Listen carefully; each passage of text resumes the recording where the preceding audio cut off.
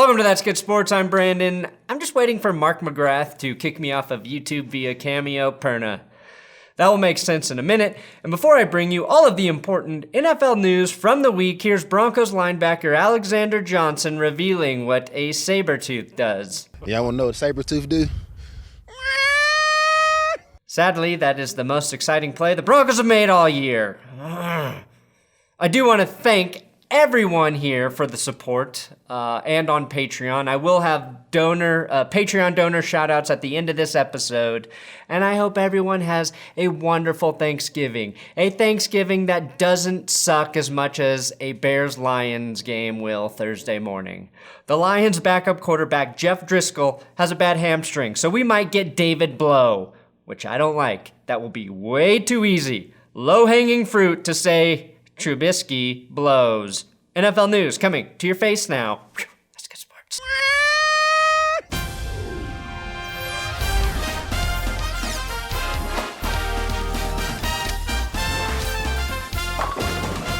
Now, if you want to thank me, which is what Thanksgiving really is all about, subscribe to this YouTube channel. Convince a friend to subscribe. Trick your grandma into subscribing during Thanksgiving. Check it. This episode's sponsored by MyBookie. Past, present, and future MyBookie players. For this week only, MyBookie is offering a risk-free play on the Bears-Lions game. Simply choose a team against the spread for up to $250. If you win, congratulations. You've got extra holiday spending money. If you lose, congratulations to you as well. MyBookie will give you all of your money back. It's a no-brainer because you literally cannot lose. It's no risk, all gravy, baby. It doesn't matter whether you're an experienced player or a first-time customer, MyBookie welcomes all to come play, so quit waiting around and sign up today. Just log on to mybookie.ag and make your first deposit with my promo code That's Good, and MyBookie will match your deposit dollar for dollar to jumpstart your bankroll. And that's on top of the risk-free bet for the Lions-Bears games.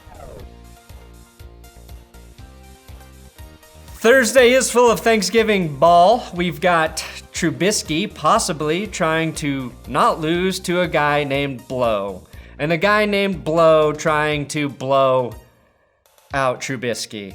Then it will be the Bills defense in Dallas suffocating the Cowboys offense like the Patriots just did. This is a matchup between two current playoff teams, though. As you can see, the AFC playoff teams look a lot less threatening than the NFC. In Turkey Day conclusion, it's the Saints-Falcons game. That will be a coin toss between a great game or a Saints-David blowout over the Falcons, who seem to show up to play once every 4 weeks.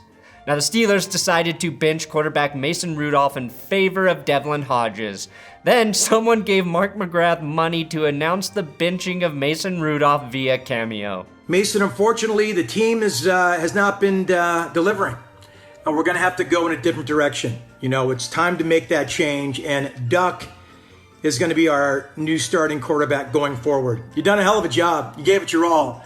But someone's got to take the blame. And usually it'd be me, coach, but it's going to be you, Mason, this time. I'm sorry. You're an important part of this team. Of course, team is always about the sum of its parts, not just the parts. There is no me in team. There's no I either. There might be a me. Either way. Which wasn't nearly as harsh as Mike Tomlin revealing why he chose to go with Devlin Hodges. Independent of Mason, what about him? He has not killed us. I'm a little disappointed McGrath didn't reference some of his famous Sugar Ray songs for the announcement, like I did with Nirvana in yesterday's Ravens video. Sometimes a duck just wants to fly, higher, higher, higher. But Mason, when it's over, is it really over? And all around the world, Mason Rudolph is a statue in the pocket and he's crumbling under the pressure. What is this world that we live in now, where former lead singers from marginal 90s bands are benching quarterbacks? Right now, the Broncos are hiring Adam Duritz from Counting Crows to tell Brandon Allen to hit the bench. Yeah. The Bengals got Chumbawamba to tell Andy Dalton he's back under center, and Courtney Love is explaining the benefit of the shotgun offense to the Chargers to motivate Phillip Rivers to play better. Steelers receiver JuJu Smith-Schuster, who suffered a concussion last week, decided if he couldn't live up to Antonio Brown's production on the field, it was time to at least be as efficient as AB off the field.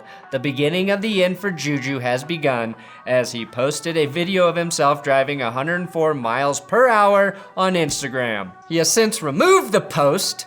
Duh. And AB, of course, was ticketed for driving over 100 in a 40, so be on the lookout for JuJu to start throwing IKEA furniture off of his balcony and calling Mr. Rooney a cracker. Congrats to Lamar Jackson for winning his 3rd Offensive Player of the Week award in November, 4th on the season. The week he didn't win it in November, it was when he had a lowly passer rating of 139.2, only threw 4 touchdowns and ran for a pedestrian 79 yards. Gonna have to do better than that, Lamar, than to win it all 4 weeks in a month. You sucker. Andy Dalton was named the starting QB again for the Bengals. I'm back. I can explain why this happened, actually. The Bengals saw their chance to get the number 1 pick and struck by benching a competent quarterback in Andy Dalton for Ryan Finley, who ended up with a QBR of 22 in his 3 games. Mission accomplished, but the Dolphins won 2 games, the Falcons won 2 more, and the Redskin Potatoes got 2 wins, which means the Bengals at 0-11 have a 2-game lead for the 1st overall draft pick. Now they want to win so they can avoid the embarrassment of an 0-16 year while also getting that number 1 pick. And the best way to do that is to get the Red Ryder BB gun back in the lineup against the Jets, a game they probably think is semi-winnable, even for the Bengals. I mean, our goal was to come out here and make the Red Rifle look like a Red Ryder BB gun, and I think we did that. Wow. Broncos head coach Vic Fangio really hates having his back touched, and human affection in general. I get it, Vic, not everyone likes to be touched, especially when they're getting their ass thoroughly chewed up on the road in Buffalo. Would you touch a mob boss without his permission? Absolutely not. Maybe, only on the day of his daughter's wedding.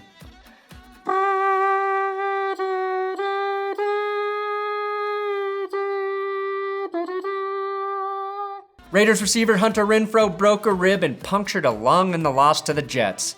Chest x-rays revealed Hunter Renfrow has the lungs of a 60-year-old man. A healthy, non-smoking 60-year-old man, but still, we finally have confirmation Hunter does indeed have the closest locker to the asbestos in the Raiders locker room, aging him at thrice the speed Clemson ever did. Jamal Adams and Darren Carr, the Carr brother we have never heard of, got into a weird Twitter spat. Adams posted a photo of him crushing Derek Carr in the Jets' domination of the Raiders. Darren Carr said, "Saved for later," with the rosy cheeked emoji. Look, I'm not one to question another man's masculinity. I think all of that macho and bravado stuff is a mask for deep insecurity. But is there more of a bitch-ass emoji than the smiley rosy cheeks emoji? For whatever reason, that pissed Jamal Adams off, so he said, "Frame it." Darren Carr said, "K," and then posted photos of Gronk scoring a touchdown against Adams, and Adams delivered the death knell of insults, stating, "I understand you never made it to the big stage, but stop living through your brothers. You need to focus on your little high school job. You got class to teach tomorrow." Ooh! About time too. Somebody needed to put fucking teachers back in their place. Good work, Jamal. The New York Post wrote about how Sam Darnold got wasted after the Jets win and hooked up with a girl, but judging by this pass, he might have started drinking mid-game. And he was already nailing Jamal Adams from behind on the sideline. Not sure what he needed a girl for later. Baker Mayfield, in 5 games since the bye week, including 4 games against top 10 defenses, has a completion percentage of 64, 245 yards per game, 9 touchdowns, 2 picks. So he is playing better. And I find it interesting how the Baker Mayfield progressive commercials were ironic for half the year, while he looked like he was regressing. But now that he's progressing again, I have to admit, those are some pretty solid ads. Very solid. Steelers safety Minkah Fitzpatrick has 8 takeaways this season. He leads the NFL. Each one makes the Dolphins pick slightly worse. The greatest middle finger to your former team since Earl Thomas literally gave the middle finger to his former team. And just how bad has it been being a Broncos fan this season? Well, the team is 3-8. They refuse to play their potential franchise quarterback, aka Unlock Drew Lock.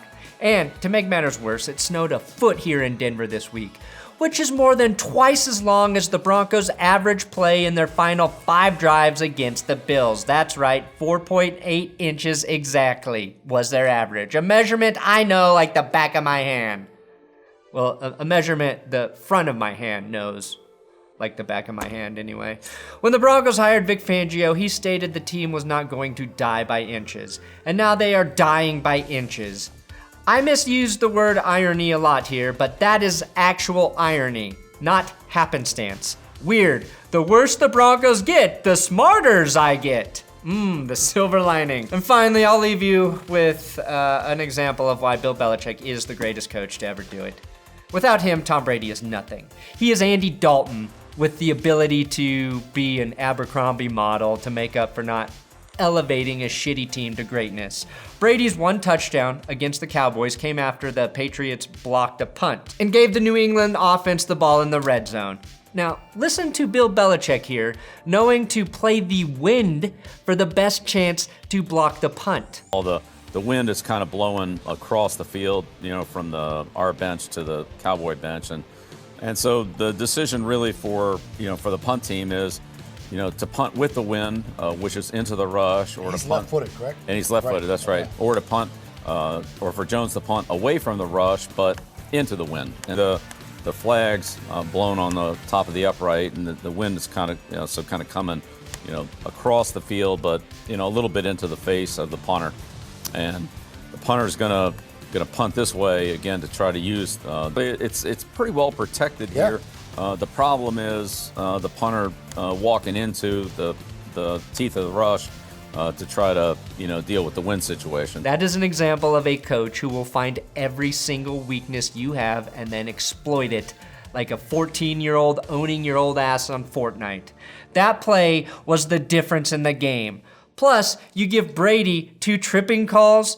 The NFL admitted were not tripping calls this week, and it is really hard to beat New England when they are playing chess and you are playing with yourself, because every girl on Tinder said she prefers a man in uniform. These uniforms. And yes, I do have big dick Patreon shoutouts for I Love Tom Brady. Appropriate timing there. Because of the burp. Apparently I burped in the last episode and forgot to edit it out. Zach Dunn. Not bad for a running back. Believe that. Khalib Wall, Sean Edwards, Jams, Sam Garcia Jr., Big Dick Daddy from Cincinnati, Brandon, my name is Wes, I love the Patriots and your wife is hot. Well, at least half of your taste is good. Broncos and Cardinals living together, mass hysteria, Jim Burchill, Poor Guy Helping Creators, 2 Girlies, 1 Cup, Purple Ringtail, Dan Mitchell, and Candy Roethlisberger. Again, thank you guys so much for your donations. I hope you all have a wonderful Thanksgiving. We are working on the next Patreon-only video. That should be up in the next week and a half to 2 weeks for all $5 donors. And I'm adding to the $20 donors, if you want a personalized shout out like those cameos Mark McGrath is doing on whatever social media platform you choose, I will give you one. Not that anybody wants that from me, but if you do, I will do it. Thanks for watching another episode of That's Good Sports. Please subscribe here on YouTube's. Do the subscribing and I will subscribe to you. Not really. I don't know. Make sure you follow @WillKey6 on Twitter. Will helps me write, so he deserves a follow.